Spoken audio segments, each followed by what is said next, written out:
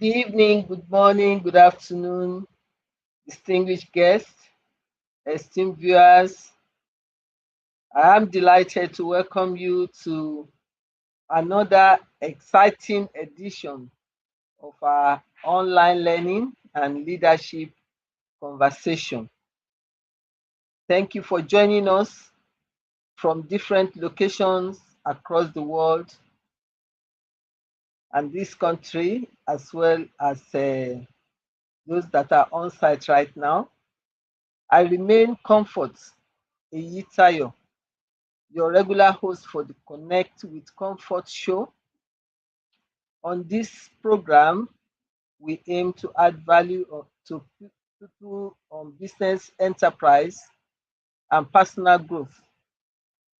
Each show is organized to feature special guests who are subject matter experts that helps us to throw more insight on the topic of the day.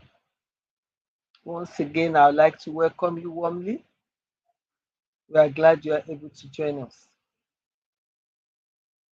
Today's topic is one that affects every professional, every team, every organization, and indeed every leader. We often spend years developing technical skills, professional qualifications, and industry expertise. Yet, many workplace conflicts, leadership failure, poor team relationship, and even career stagnation are not caused by lack of competence, but by inability to understand and manage emotions effectively. That brings us to today's important conversation on emotional intelligence in the workplace, the hidden skill that drives performance, leadership, and workplace harmony. Emotional intelligence, often called EQ, has become one of the most sought after competencies in today's workplace. In a world where collaboration, communication, adaptability, and people management are increasingly important, emotional intelligence has moved from a nice to have skill to a must have capability. And that is why we are examining this today in order to position ourselves properly. In today's conversation, we will be exploring what emotional intelligence really means, why it matters in the modern day workplace. We will also consider how it influences leadership effectively, how professionals can improve their emotional intelligence. We will also look at some practical steps organizations can take to build emotionally intelligent culture. To guide us through this conversation, we have a distinguished guest who is not a stranger on this show. She has obliged us with her vast experience on different occasions on this show. She's already with us and will be tapping from her wealth of experience shortly after this time out. So please remain connected. We'll be right back. Thank you. 5, 4, 3, 2, 1.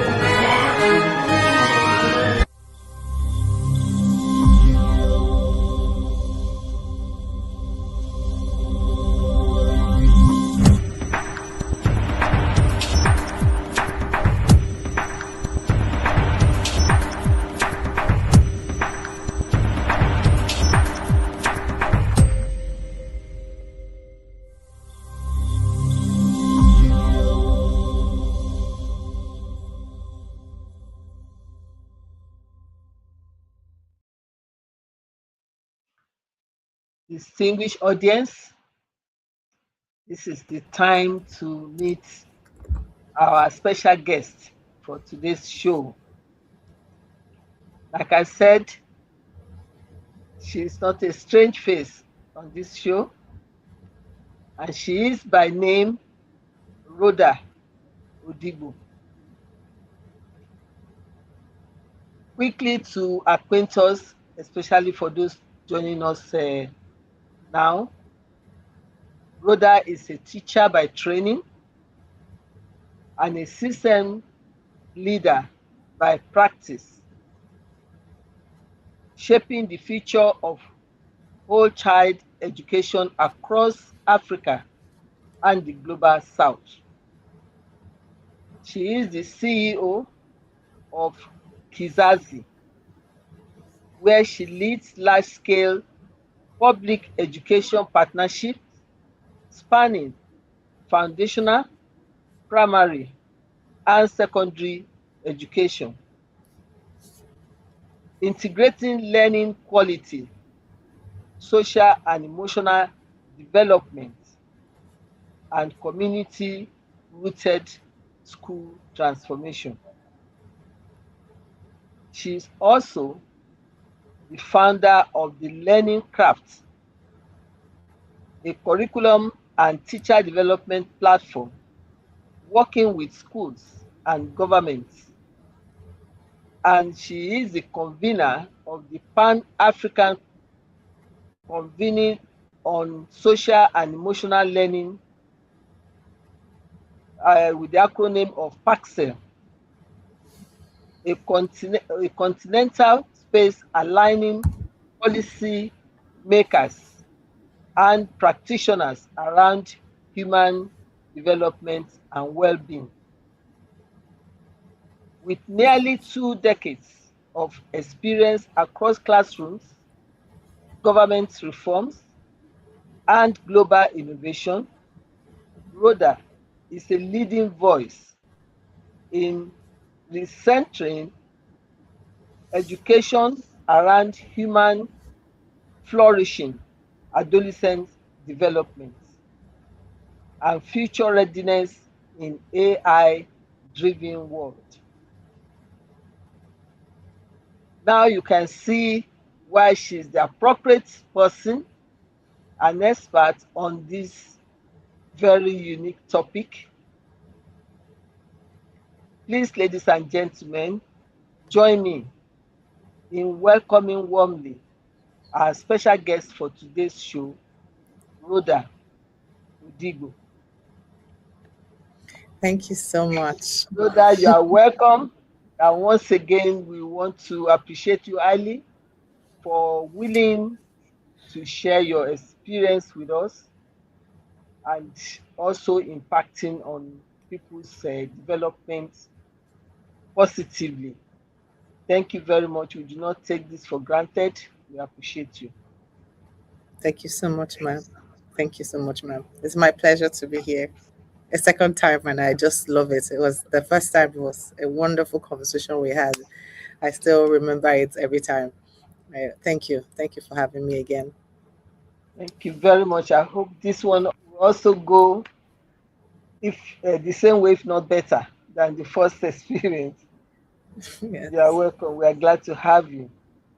Thank you. Now, to start off, when people hear the term emotional intelligence, they often assume it simply means being emotional or being nice to people.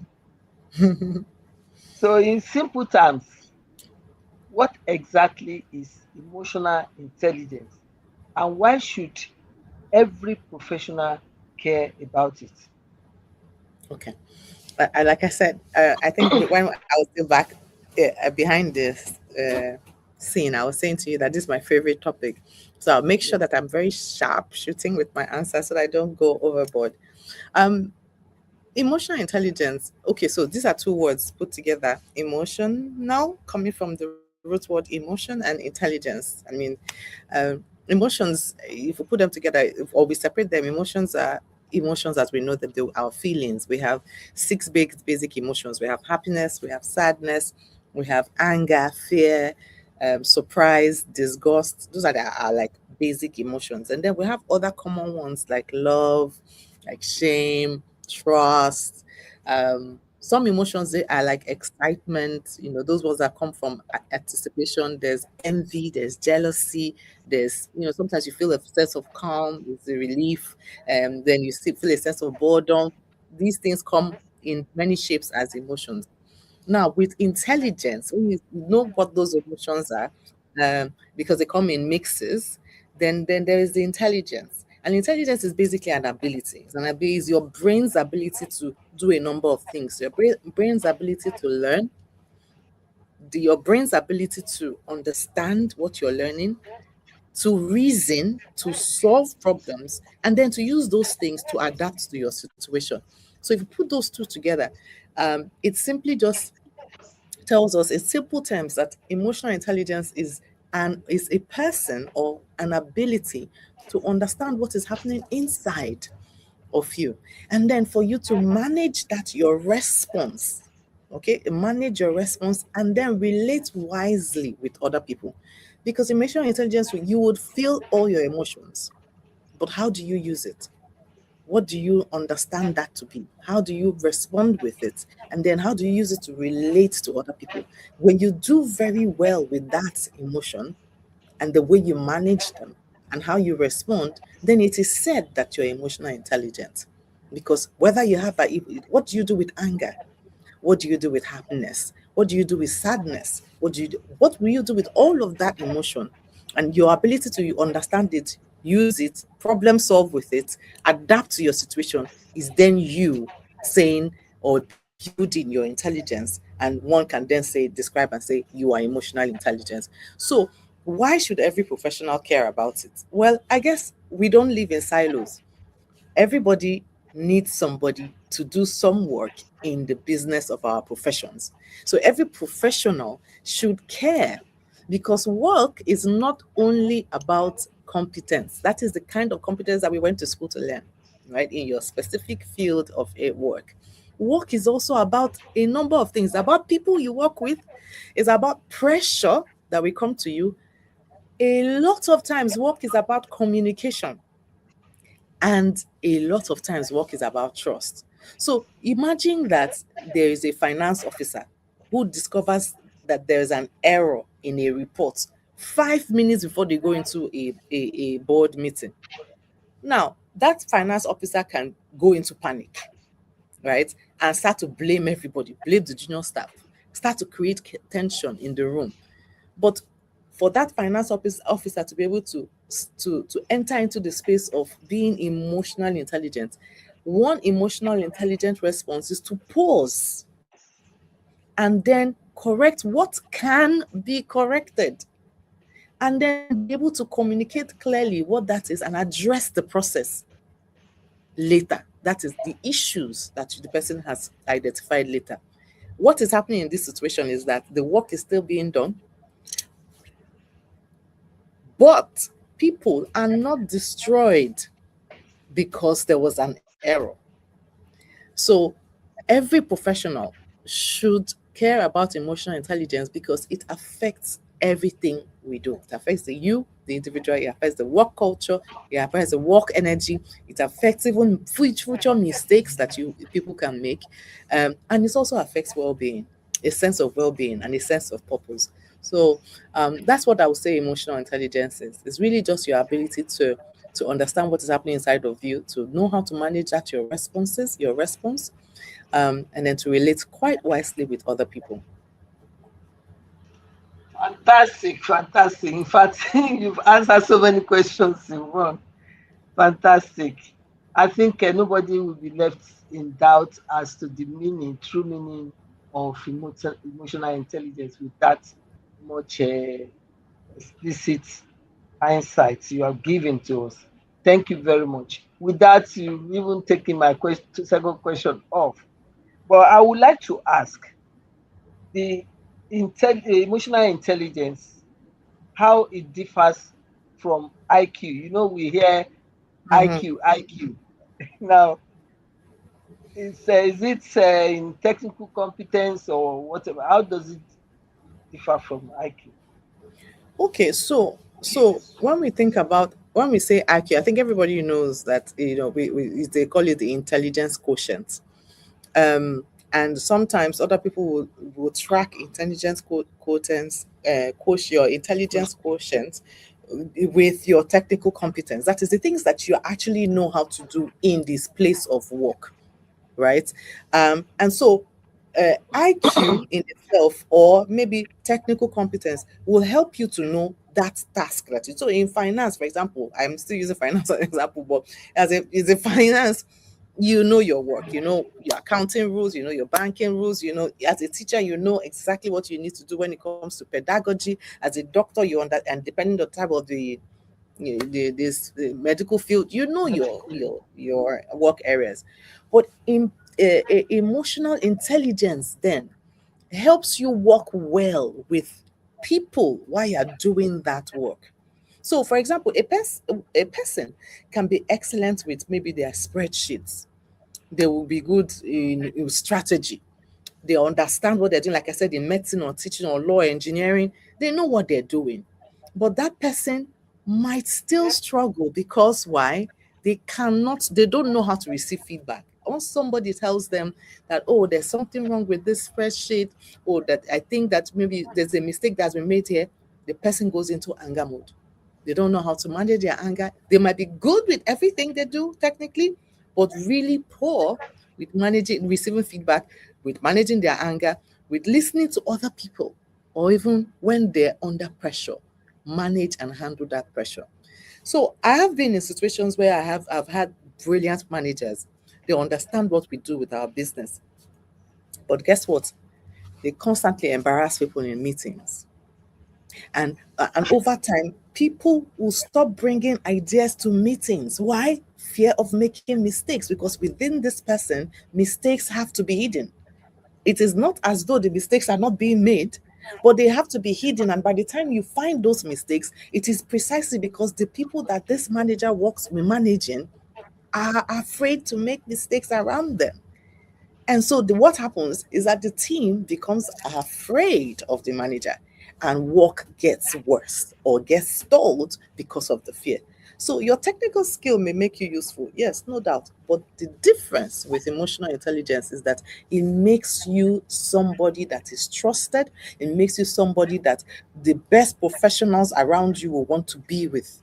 So people who want to create or improve their skill set need to learn how to work with people, need to learn how to manage others, need to learn how to manage themselves, their own, regulate their own emotions in such a way that they are able to then manage pressure that comes with work, manage anger that comes with work, manage even excitement that comes with work, because sometimes excitement causes people to make mistakes. So the best professionals in the world, and now, and that's what we are learning more and more, the kind of competencies we need for people. The best professionals are now choosing between these two. They're choosing between your IQ and your EQ, your emotional intelligence. And people want with staff that have the two of them. Brilliant. I think you've done it again, trying to pack so much into one, which is fantastic. It's helping our audience, I want to believe, that we'll be able to differentiate. In fact, managing people, we've been told that is a very important skill. It's a skill set to have, and I think that is aligned to the emotional intelligence we are talking about. Like if people are afraid to express ideas in your presence, some good ideas will be lost, and Yes. the strength of the team will be weakened because people are afraid to talk or avoid to make mistakes that will be shouted down. So it's very important. It's very important to have such a skill. What are some common signs that a person may need to improve their emotional intelligence? How do you assess those who need urgent attention? I like this question. I like this question because this is where a lot of people just stop in their tracks and say, "Oh, I didn't know." One of the ones that everybody observes easily, one sign is that you react quickly and regret it later. Mhm. Yes. There's a difference between reaction and responsiveness. A situation can get you angry, can get you sad, can get you excited, can get you feeling dysregulated. It can a mix of emotions. Do how you react matters a lot. Now, we often say instead of reaction, go the route of response. The difference between reaction and response is that there is a pause to think about what you want to say and how you want to act. One sign common that a person needs to improve their emotional intelligence is how they react. Is the speed with which they react to any situation, and usually once they have reacted, they regret it later. Immediately if you find yourself in that space where you react quickly and regret it later, that's one sign that you need to improve your emotional intelligence. Another one is that when people give you correction, you take it personally. One of the things that I've learned, and I had to learn it, is that I don't assume intent. That when someone says something wrong to me or gives me feedback, that their intention is to hurt me. No, you don't assume intent to harm or intent to hurt. Another sign that you need emotional intelligence is that anytime you're corrected, you take it as a jab to your personality. Another one is that people are always careful around you because they do not know which version of you that they will meet. We're dealing with. You're unpredictable. Unpredictability of your emotions or how you respond to things is a sign that you need emotional intelligence or that you need to improve your emotional intelligence. You should be predictable enough, especially in the workplace. People should be able to say, this is what I did, this is how I expect this person to react about this. The people often think it's the other way. Oh, no one should be able to predict you. When they are not able to predict you, then they can make a lot of mistakes. So the predictability is one feature of an emotionally intelligent person. Another very common one that happens in the workplace is when a person says, "Listen, that's just how I am." They will speak harshly and they'll say, "That's how I am." They will interrupt people when someone is speaking. They will interrupt the person and say, "That's how I am." They will, when someone gives them a feedback, they will dismiss it. Well, that is how I am, and then they expect everybody around them to adjust to that statement. That's how I am. That's just how I am. You need to improve your emotional intelligence. Another one that I also find that a lot of people don't discuss often is where they avoid, and I call it the avoidance. Some people will not shout. They will just what they do is that they will avoid any difficult conversation. They will keep avoiding it until the issue becomes so big and it has escalated in such a way that lots more people have come into the space of the problem when it could have been easily solved if a difficult conversation was had. You and that person, whoever, needs to improve their emotional intelligence. So, emotional intelligence is not just like you're not only it's not loud anger, right? That is emotional. When you are low on emotional intelligence, doesn't mean that you are loud. Sometimes it's that you are quiet.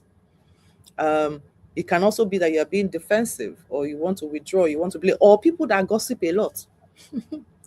Gossiping, yes, if you find yourself always itchy to gossip, you need to improve your emotional intelligence. So, what people need to do is to ask themselves, what do other people experience when they work with me when I'm under pressure? Ask yourself that question. When you're under pressure and people are working with you, what is their experience? Then that should give you a good way to evaluate your emotional intelligence levels. Very good, very good.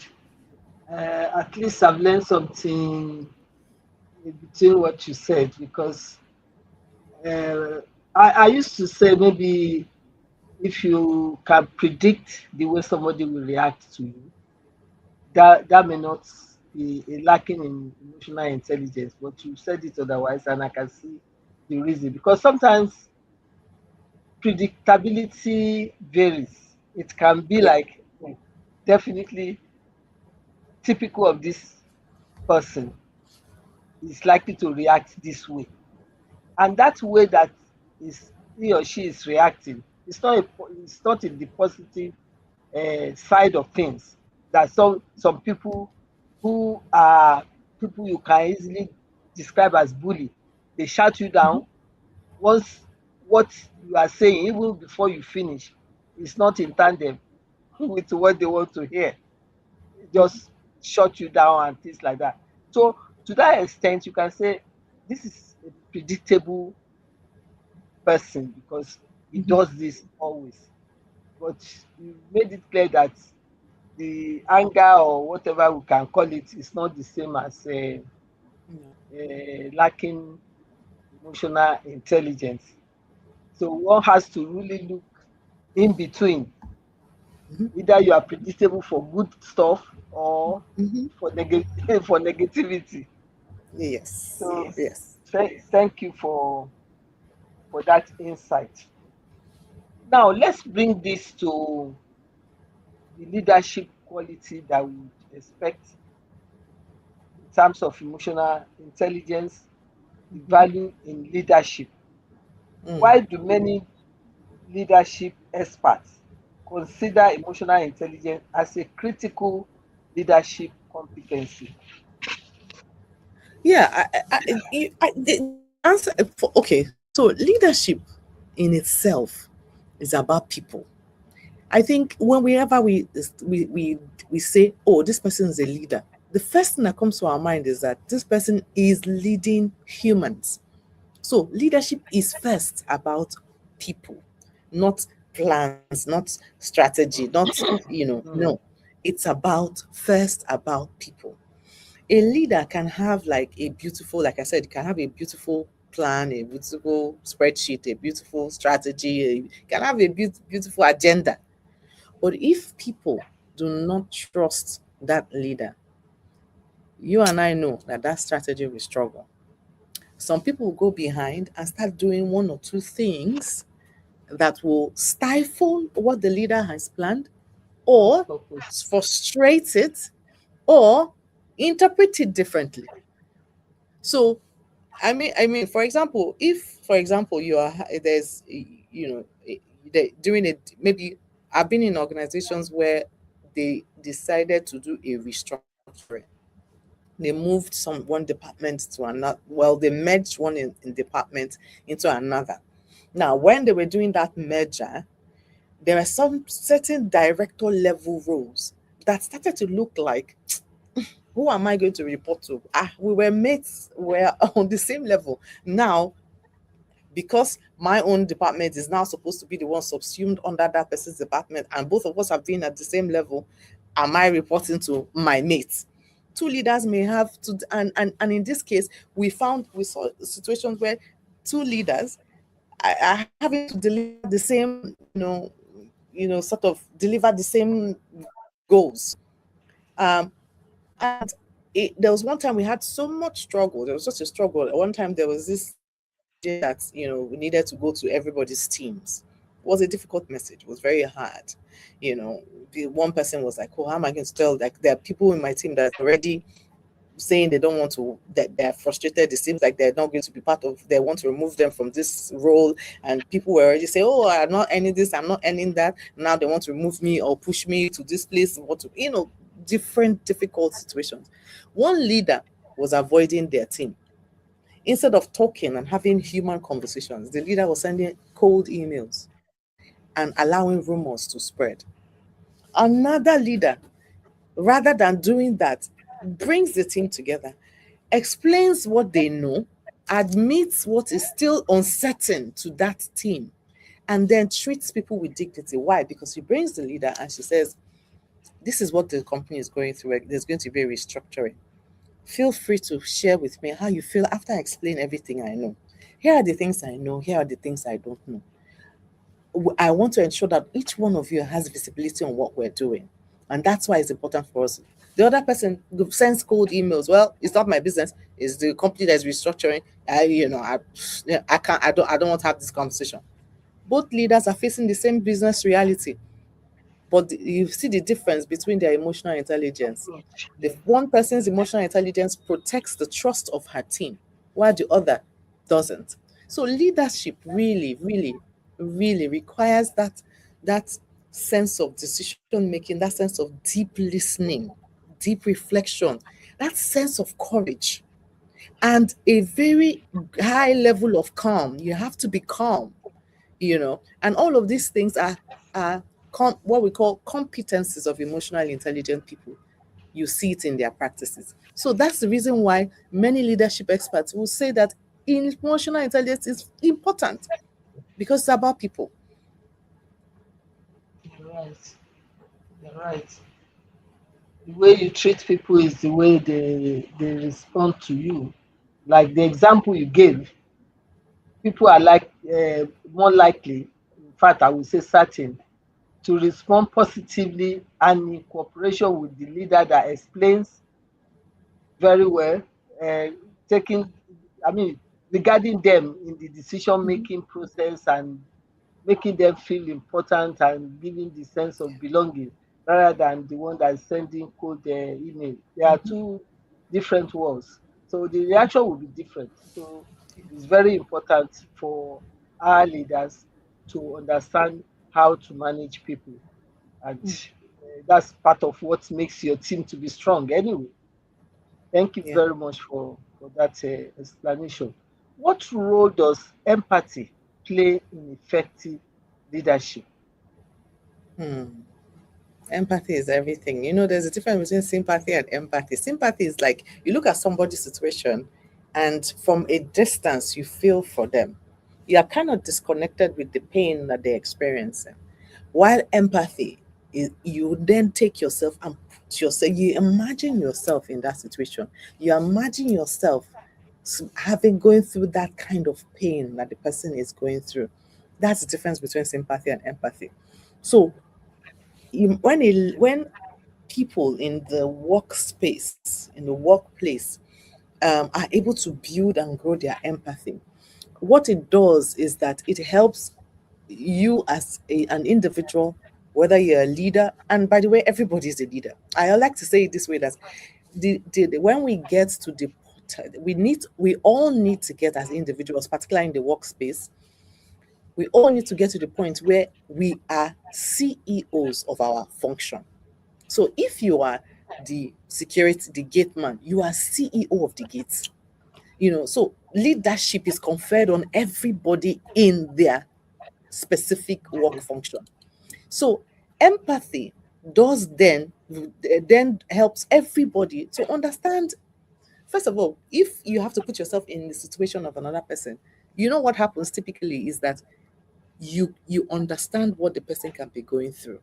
You're feeling that if it were I, oh, I'll be devastated.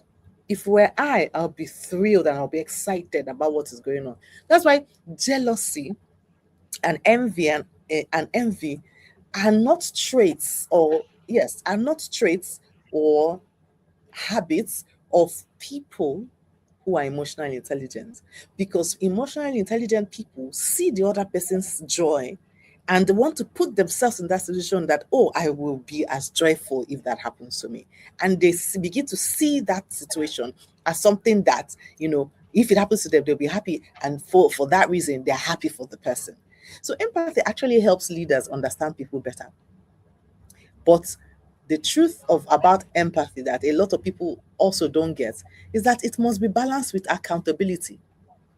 Because empathy for us is not saying because you are going through a difficult thing or difficult time that nothing is going to matter again. So, for example, somebody is always, you are line managing someone, and the person is, always coming to work late. Now, you understand the reason why the person is always coming to work late, right? But at some point, because you understand, maybe the person comes from a distance, or maybe the person is having a problem in the family, maybe there's something going on. You do understand it, but it doesn't mean that you should not follow the process that you have in your office. No. If the process in your office says, if you come late consecutively for 5 days in a row, you should be given a query. You should give the query. However, empathy says you understand what the person is going on. You have documented the query inside your query, what issues are that you understand it to be.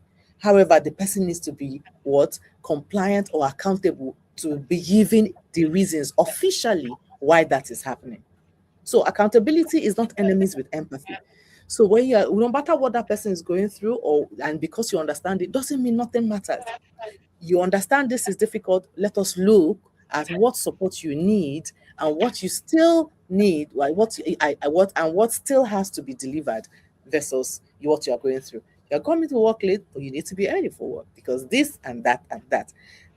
So those things are very, very important. A leader without empathy may just be simply labeling and everything as unserious, right? But a leader with empathy will first understand what is happening, and then after that, they will still agree on what the work arrangement is, what the expectations are, what the timeline is. That's mature leadership. So empathy really helps people feel seen, and accountability will now, at just around there, will help the work to continue. And good leaders need both of them. I don't want to ever, you will never, because you're empathetic doesn't mean you should not be accountable. Very correct. Thank you very much for that explicit explanation. I think we have a contribution. I think our guests, our audience rather, is also supporting the point you made earlier about that example you gave of the leader that explains situation as opposed to the one that's sending code email. and that is contribution is coming from Dr. Aseyin, streaming from Abuja. It's one of our regular contributor, and it goes thus: communication and engagement with employees are the Mm. hallmarks of effective leadership. Definitely, one can see from the example you gave, and this Sure. corroborated that is giving that other leader is having effective leadership because it's able to carry along, explain things to the employees and carry them along, and they are likely to be more uh, cooperative than in the other scenario. Thank you very much, Dr. Aseyin. And there's another one he said, empathy brings out the humanity in a leader without compromising corporate culture and Yes. value. Nice, Yes. an icing of the cake of the explanation that our guests gave about having to do the needful, even though you understand. You understand the situations. Yes, the needful still has to be done. You still have to be compliant. Thank you very much, Dr. Saying, for those two beautiful contributions. Now, what mistakes do leaders commonly make when dealing with employees' emotions? Ah, okay. This one is very common, very common, and it is simple. One mistake is that leaders commonly dismiss emotions of their employees. I've heard this often, in fact, closer even home. I've heard it being said many times. Leave your emotions at home. But you see, people do not work like machines. We're not machines. Mhm. Our emotions are always with us. So it is impossible actually to leave your emotions at home, out of work. Things like stress is an emotion. It's even though medical, as many doctors will say, it comes with emotions. Okay, let's leave stress. Things like fear, things like anxiety or frustration or even happiness, things like that. Grief. Sometimes people are we've had staff who are grieving. Grief, people always think of grief like you must have lost, maybe somebody died. Actually, relationships die. I was saying, I was talking with a friend of mine, and I was saying that people don't talk too much about breakups between girlfriends. Like when you have your friends, you're girls, you're a lady, you're a woman, you have your female friends. Maybe somebody was your best friend and you broke up. People don't talk about that. Or you're a guy, you have a friend and you both fought and you are having a bad fight. It's grief too. People don't discuss these things. But that person, because they have work to do, they don't have emotions. That is one common mistake that leaders make. You dismiss emotions of people. No, all of these emotions affect human beings' performance at work. They do. And so, if you want to be an effective leader, you have to build your emotional intelligence by acknowledging emotions. Another one that I have observed is when people allow, this is now the opposite of it, because that's why intelligence brings balance. The opposite is that you allow emotions to as an excuse to everything. As we said earlier about empathy, help the organization. It's not everything because because I'm feeling sad, I'm not able to do this, and the person, okay, 1 hour, 2 hours have gone, nobody has done the work. No, it is not to say that you would then say to the person, leave your emotions. Nobody cares about your emotion. Please do the work and deliver on that task. Mm-mm. Emotional intelligence says, I acknowledge the way you are feeling. I know we had a conversation earlier. We still need to get this task done. Let's discuss that when you are done. When you are done, get this thing to me and let us talk about what you may be going through. That's a clear difference. And keeps the person, what you have done is you have made that staff, that colleague of yours, find a way to balance their emotions at that point, but at the same time deliver on their task. Another mistake that many people make is they make assumptions. Like I said earlier, I've assuming intention. For example, an employee who suddenly became quiet in meetings. This is somebody who used to contribute, give ideas, share creative, stuff. A leader might say, you are no longer committed to this our work. Just because the person stops talking or suddenly becomes quiet, then does that mean that the person is no longer committed? I've seen it happen. I'm using real life examples of experience. But an emotional intelligent leader will say, I have noticed you have become quieter recently. Is there something affecting you? Is there something going on in your life? Is there something that you might want to share? You see the difference between you're no longer committed versus I notice you have become quiet. Is there something going on? You see, these two statements or this statement that replaces you are no longer committed, it does not remove accountability. What it does is that it opens the door of understanding.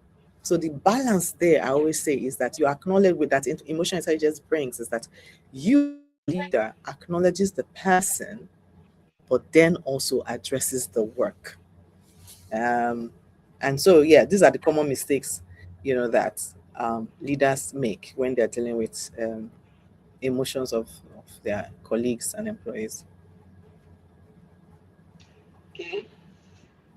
Let's consider this. What should professionals do when dealing with difficult colleagues or toxic workplace behavior? Okay, so let me be straight with this one.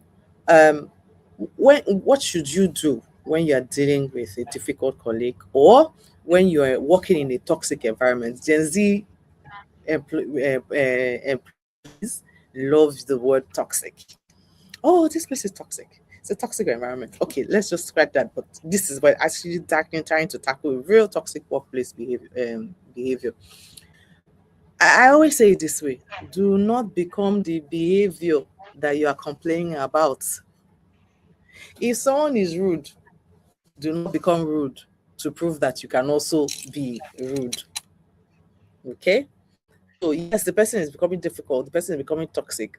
You showing that same toxic behavior, that behavior is one of the first things you should not do, because what you are doing is that you're demonstrating exactly what you don't like. So why should they listen to you? Why should they listen to you? So that's the first thing. Do not demonstrate the same toxicity. Do not demonstrate the same difficult behavior that person is demonstrating. Because listen, you see, you may at some point fire the person, but what you have done also is to show others that is acceptable behavior because you have demonstrated it. That will be the first one I would say. The second one for me is that as much as possible, name the behavior. Give it a name. Don't hide it in words. For example, if somebody interrupts a lot during meetings, I and because of as a result of that person's interruptions, I'm unable to finish my point. Hmm? You need to ensure that you name the interruption. You say to the person, I think we should focus on listening to the person who has the microphone at this point, or who has been given the to speak at this time. Let the person complete, name it. Let us not interrupt while speaking. Name any behavior. If someone is name it, being rude, space is being dismissive, it's not be dismissive in the workplace.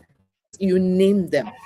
Then another thing I would say that professionals should do is collect your data. By that I mean document the things that you're saying, document patterns. If you are seeing someone demonstrating the same behavior, documenting it, right? Some people do it this way. They have, some workspaces, they have a behavior sheet, and they have stuff, and then they put it down just to make sure that they're watching, what are the things that people are doing that is affecting our work culture, our work energy, our work spirit. So document patterns, because if the behavior continues and is affecting the work, you have to document it. Then make sure that you escalate and escalate through the right channels. Now, most offices, at least I know that offices usually try to have someone playing the role of human resource. In the recent times, departments are now called people departments. Humanize the function, right? People departments, departments, or whoever working in that capacity needs to make sure that they're escalating to channel. If the escalation is still, let it go and say this is what we are observing. Don't escalate when it's only one time, because it can. But if it is frequent and consistent, you have to also document it. Because emotional intelligence doesn't mean you have to tolerate toxic behavior. Please, no. What it means is that you have to respond with self-control. You have to respond with clarity, and you will have to respond with boundaries or things that are acceptable and not acceptable, but doing it with respect and kindness, and it's not about being nice. It's about dignifying the humans, keeping boundaries set, naming what is wrong, documenting what it will become a pattern, and creating that clarity in the workspace that these are the things that we need to have as our work culture. Fantastic. Thank you very much for that. Can emotional intelligence be learned and developed? Oh, yes, yes, yes, yes. You know, one mistake that education made for decades until today is that we have assumed that what people need in the long term after they complete their education is only academics. All right. And hence, because, for example, it is, I don't know, I think I've shared this on my social media pages, that it is not natural to learn to read, actually. It's not a natural thing. The way it is natural for us to be born and to see, right? We have our eyes and we can see. We have our nose. Those are natural things.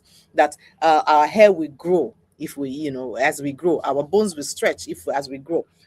These things are natural things. And there are other things in the space of world where you can look at a plant and you can observe the plant is growing. It's a natural phenomenon. But if you will learn that, if you put water and you give sunlight, the plant will grow. It's not natural to read. So human beings had to learn to read. And then education systems were designed to only teach us to be ready with our technical competencies. That is the skill we need to do that work. But forgetting that we do it in the world of people, in the world of others. And we also do it with our emotions. And that's why emotional intelligence often looked at like something that you are born with. No one is born emotionally intelligent, because life itself is difficult. Life presents a lot of things and a lot of challenges to us every single day. And for that reason, it is an intelligence area that needs to be taught. So yes, the premise is that it needs to be taught for it to be learned, because and for it to be learned and for it to be practiced, because you must practice it. If everybody goes around town, responding or reacting the way they feel, a lot of us will be. And I dare say that part of the problems that we're facing, both at the workplace and at home, is because people have not learned how to control and manage their behaviors or their emotions. You do not become emotionally intelligent because you attended one training. No, no, no. You grow is by noticing your patterns and choosing better responses, and some repeatedly, and you are practicing it. I was telling my daughters the other day that if you want to stop eating bad food, like food that you know is not good for you, when you go to the supermarket and you see Coke, Fanta, and you say no, and you say, oh, you don't want to be drinking sugary, you want to work on a diet, and you don't want to be taking sugary drinks. When you enter the supermarket, you still see Coke and Fanta. It is your ability to stop yourself, even though the Coke and Fanta is dragging you, to say to yourself, this thing is dragging me, but I'm not going to buy it. That is when you conquer it. That is when you build intelligence or your muscle for rejecting bad food. You don't run away. If you keep running away from that, sometimes you can run away, But you run away from a market that has coke and fata everywhere? No, you have to build it. So emotional intelligence can be learned, but uh, and just the way we practice mathematics is the way we the way we learn to read is the way we have to learn and put ourselves in the situation, teach people how to practice doing differently. Practice when they want to write an email. Sometimes when you're writing a WhatsApp message because somebody sent you something you don't like, and you're writing this, but if you respond at that time to the person, which a lot of people do. They don't know that there's something called pause and take a deep breath before you reply a message. But many times when you go to WhatsApp platforms, you see people insulting themselves. That's because nobody is pausing or has built their intelligence or has learned to say, you know what, before I respond, I will stop, I will reflect, I will think about it, give it 6 seconds before I type and choose my words carefully. So yes, it can be taught. Yes, it can be learned. Yes, you need to practice it just the way you practice reading. You practice all you know in your area of this. Emotional intelligence is like a muscle, and it grows when you use it in real situations. It's not just when you talk about it. So people have to be trained. What is the difference between this email and that email? Let us analyze it. This email, this word, what can we replace with this word, that word, and you will have different results. So it is a learning, and it's something that we do Thank, for offices, and people need to continue to, you know, learn thank it. you, thank you very much. I know we are going to struggle for time because of the importance of the topic. But I believe you really shared great insight. I will just quickly read what Dr. Asayin gave as contribution and then wrap up. If your colleague go low, go high on work Mm, ethic and set or demonstrate the high standard as a professional. I think that's also echo what you said about setting the right example. Thank you very much. Rhoda, as usual, you've done wonderfully well. You shared your knowledge, practical insights on this very important topic. I wish we can go on. Sometimes this is such a time that I wish I can have something to nip the time and make it stand still, but it's not possible. One of the biggest lessons from today's discussion is that success at work is not determined by technical competence alone. People may be hired because of their qualification and expertise, but they are often promoted, trusted, and remembered when because of how they relate with people. Because this one has been stressed, just even like how managers relate with people. Emotional intelligence enables us to understand ourselves better, manage our emotions effectively, communicate respectfully, build stronger relationships, resolve conflicts constructively, and we lead with empathy and influence. A lot of this has been stressed in the discussion today. So, in today's rapidly changing workplace, emotional intelligence is no longer an option, it is essential. That has also been well demonstrated by our special guest. Ladies and gentlemen, as we conclude today's session, I would like us to remember that every workplace is ultimately a human environment. Process matter, technology matters, qualification matter, but people matter most. The ability to understand emotion, connect with others, respond thoughtfully rather than react impulsively, and create positive relationships remain one of the greatest assets any professional can possess. I want to thank you once again for this enriching discussion, my special guest, Rhoda. And I will say on behalf of our audience, thank you once again because I'm sure you have impacted a lot with all these great insights. So I thank everyone joining today. I've been able to pencil down some names. I'll quickly run through them. I have Alexander Uchechukwu from Anambra, I believe. Then Madu, maybe Sudan or something. If I don't pronounce that very well, forgive me. Taiwo Ojo from Abuja, one of our regulars, and Dr. Aseyin that has contributed to our conversation today, also a regular streaming from Abuja. So I want to thank all of you, and those that have not been able to mention their name, please forgive me. I see a name, Ochizo Chukwu. Please, you know yourself. Forgive me if I don't pronounce it very well. Thank you for joining us. And others, Chileola Akibowale from Ibadan. I appreciate all of you. I hope the purpose of this session has been well served with the great insights our guest has shared with us. Thank you very much, Rhoda. Thank you. We cannot have enough of you. May God bless Thank you. you. And thank you for sharing this knowledge. So, on Thank behalf of everybody, the team and the audience, we appreciate you, Rhoda. And we pray that one of these days you oblige us again and not consider us as Oliver Twist. Thank you. you No, again. So thank you. we encourage those that are watching to share this lesson. If you believe you benefited, to share with someone, your colleague, your team, and the organization, those who believe can benefit from this great session. So until next time, continue learning, continue growing, and continue leading with excellence. So please remember to share uh, and subscribe to my YouTube channel, and then turn on notification button when you have done. Share our videos, other news that we have on our Instagram account, Facebook account at Comfort Eyitayo. I look forward to seeing all of you at our next conversation. Have a wonderful day and goodbye.